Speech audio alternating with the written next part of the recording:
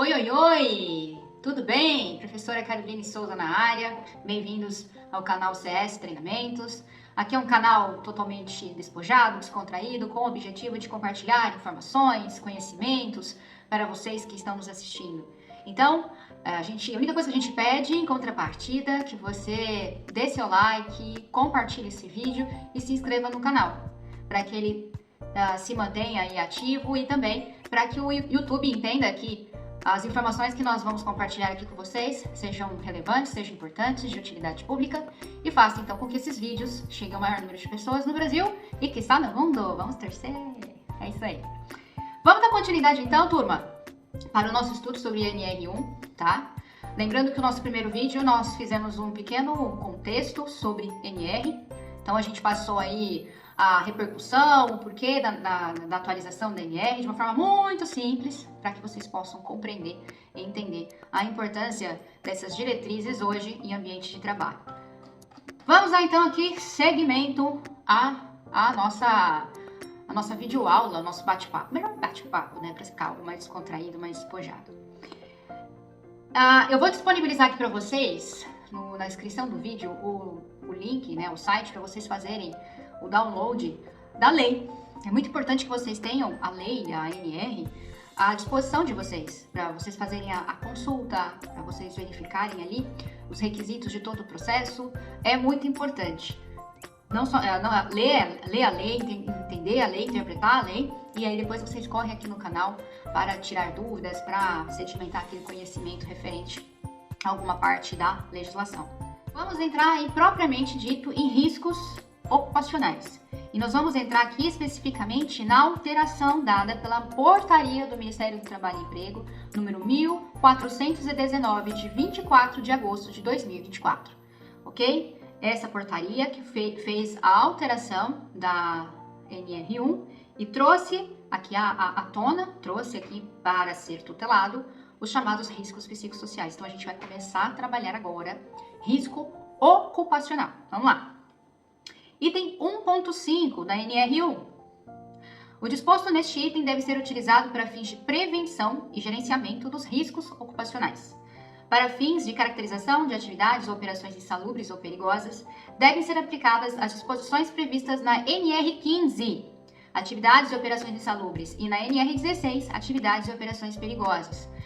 A gente viu no nosso primeiro vídeo que existem mais de 30 NRs, 38 ao total, e cada uma delas, exceto as NRs de disposições gerais, que engloba da 1 a 5, todas elas tutelam riscos ocupacionais específicos. Então a gente tem insalubridade, periculosidade, a gente tem produtos químicos, a gente tem ruídos. Então todos esses riscos ocupacionais estão tutelados em NRs específicas. A gente tem também a parte de CIPA, Comissão de Prevenção de Acidente. Então cada NR tutela uma parte aí das atividades laborais. Item 1.5.3, responsabilidades. A organização deve implementar nos seus estabelecimentos o gerenciamento de riscos ocupacionais de suas atividades. O gerenciamento de riscos ocupacionais deve constituir um programa de gerenciamento de riscos, que é chamado PGR. Essa é a sigla PGR, essa é a denominação. O programa de gerenciamento de riscos deve ser implementado por estabelecimento, podendo ser por unidade operacional, setor ou atividade. Isso é muito importante. Às vezes, dentro de um mesmo CNPJ, você tem várias funções aí desempenhadas. Então, o PGR tem que estar alocado para cada um desses setores ou funções, mesmo que dentro de um apenas CNPJ. O gerenciamento de riscos ocupacionais pode ser atendido por sistemas de gestão, desde que estes cumpram as exigências previstas nesta NR e em dispositivos legais de segurança e saúde no trabalho. A gente vai falar sobre isso mais para frente. O PGR deve contemplar ou estar integrado com planos, programas e outros documentos previstos na legislação de segurança e saúde no trabalho.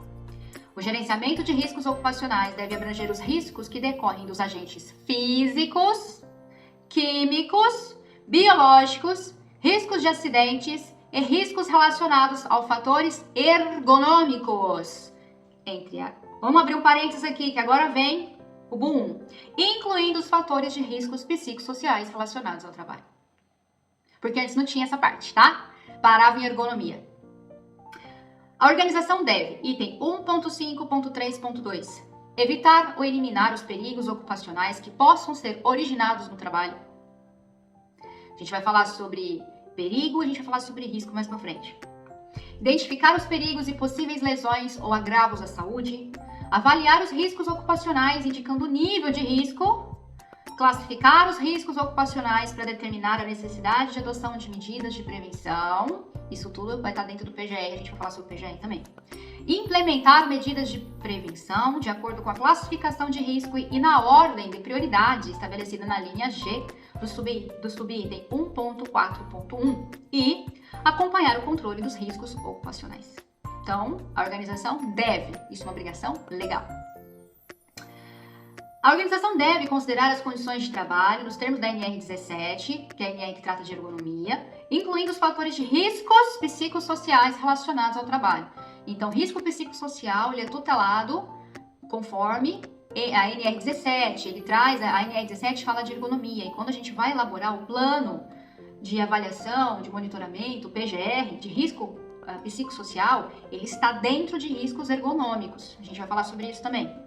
Vamos dar continuidade aqui.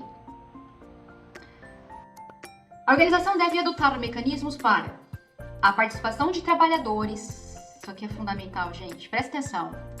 Bota aí um zoom na tela, aumenta o volume, pega o marca-texto, a caneta, chama todo mundo, para o trânsito, buzina. Presta atenção nisso aqui. É importante. Não que os demais não sejam, mas isso aqui é muito importante. A organização deve adotar os mecanismos para a participação de trabalhadores no processo de gerenciamento de riscos ocupacionais, proporcionando noções básicas sobre o gerenciamento de riscos ocupacionais.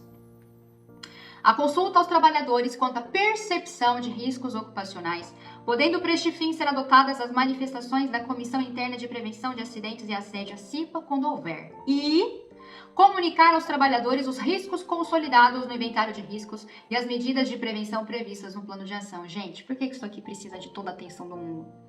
Porque não adianta nada você, gestor, líder de empresa, líder de RH, não adianta nada você montar esse programa de gerenciamento de riscos, montar toda a documentação, fazer a avaliação prévia, pagar a segurança e saúde do trabalho, se os funcionários, se os próprios empregados, colaboradores da sua empresa não estão cientes de todo esse processo. Principalmente no que pertine risco psicossocial. Eles precisam saber se tem ou não algum tipo de perigo de risco ocupacional. Eles precisam saber qual o grau de risco que existe dentro daquele departamento, daquele setor, daquela empresa. Eles precisam saber se a empresa está tomando medidas para amenizar ou para coibir, para eliminar aquele risco em específico. Eles precisam saber. E se eles não souberem, Carol, vai dar um BO lascado para a empresa. Vai dar um BO lascado, gigantesco. Primeiro, porque a empresa vai estar descobrindo uma determinação legal. Segundo, isso gera multa, tanto administrativa quanto judicial. Administrativa em decorrência de fiscalização de Ministério do Trabalho, de Ministério de Previdência. E judicial, quando isso é constatado via reclamação trabalhista, por exemplo, ou até uma ação de reparação de danos. Empresários, gestores, prestem atenção. Toda e qualquer ação que vocês fizerem na empresa de vocês relacionados a gerenciamento de riscos ocupacionais, os colaboradores precisam estar cientes. Desde o diretor até o cargo mais básico, mais, vamos assim dizer, início da hierarquia da sua empresa. Tudo bem? A organização deve adotar as medidas necessárias para avaliar e melhorar o desempenho em saúde e segurança no trabalho. Sempre que várias organizações realizem simultaneamente atividades no mesmo local de trabalho, deve executar ações integradas para aplicar as medidas de prevenção, visando a proteção de todos os trabalhadores expostos aos riscos ocupacionais. Então, vamos supor que aqui você tenha um grupo de empresas e elas desempenham a mesma função, a mesma atividade ali no local, ou você tenha um coworking. Galera de coworking, galera aí que tem a locação de espaços, é importantíssimo esse item aqui, viu?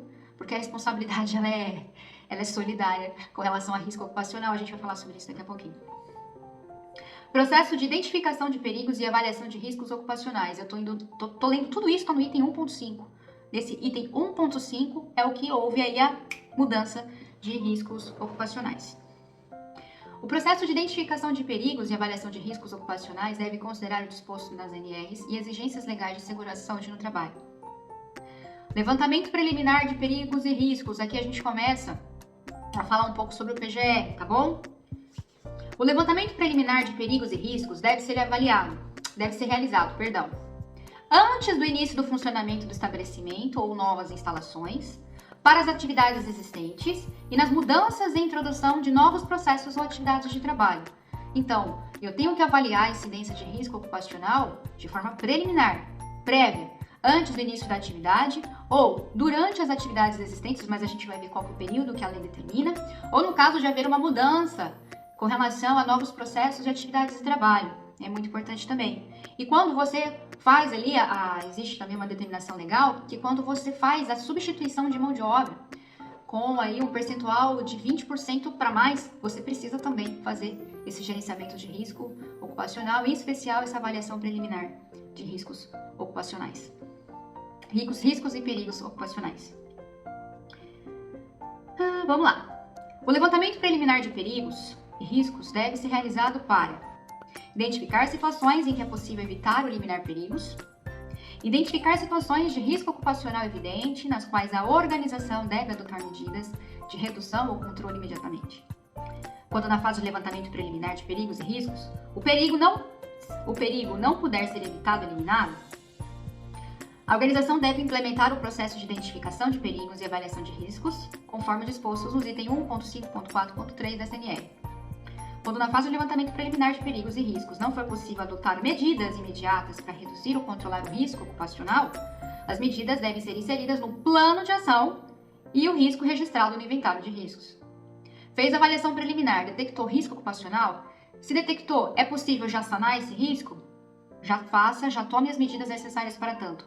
Mas se fez a avaliação, identificou e viu que não é possível fazer ali a prevenção ou coibir aquele risco em específico, você precisa, então, montar um plano de ação para monitorar, para avaliar e também com o objetivo de até excluir esse risco ocupacional ao longo do tempo. Isso através do plano de ação e do inventário de riscos, que são os documentos necessários do PGR.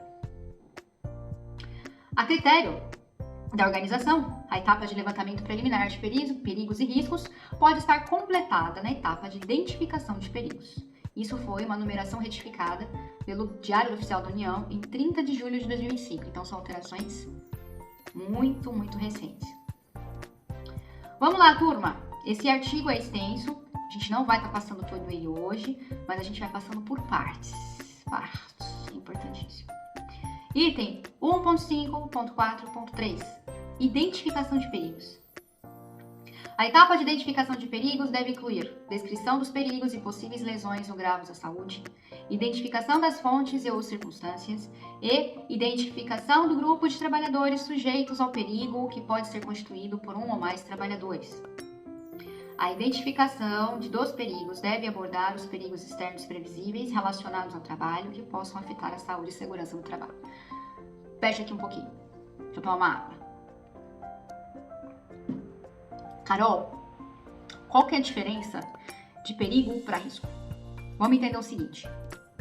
Perigo é quando um determinado fato, acontecimento, uma circunstância, ela existe no ambiente de trabalho que possa acarretar prejuízos, malefícios para a saúde do trabalhador.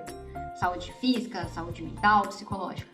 Vou dar um exemplo clássico. Vamos trabalhar com perigo físico, com risco ocupacional de ordem física. Exemplo, buraco. Você olha para o buraco, ele é um perigo, ele existe. Aquele buraco existe. Então, ele é o dano em si. Ok? Ele é um fato que existe e ele é um dano em si. A questão é o risco. O risco é o grau de probabilidade que aquele dano, que aquele perigo existente venha acarretar prejuízos para a saúde mental, física e emocional do colaborador. Então, se existe o buraco, que é o perigo, qual é o risco? Qual é o nível de risco que os colaboradores daquela determinada empresa correm de cair naquele buraco? Leve, moderado ou grave, altíssimo? Aquele buraco, ele tá no pátio da empresa, ele tá ali no refeitório da empresa.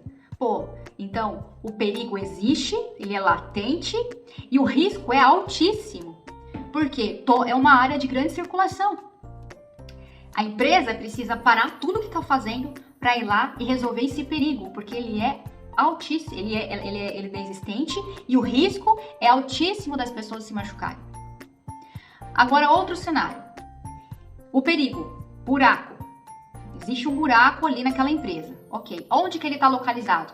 Vixe, ele está localizado lá numa matinha, próximo ao muro da empresa e é um lugar que não tem circulação alguma. Ok. Então, qual é o risco de alguém cair naquele buraco? Carol, é baixo. Perfeito. O perigo existe, que é o buraco, mas o risco de alguém cair naquele buraco é menor. Por quê? Porque é uma área que não tem circulação, ele está afastado de onde estão as pessoas. A empresa precisa também tomar as medidas cabíveis para cobrir aquele buraco? Precisa, mas não é uma medida emergencial, não é algo urgente que a empresa precisa tomar, né, de medida para ir lá e fechar aquele buraco. Tudo bem?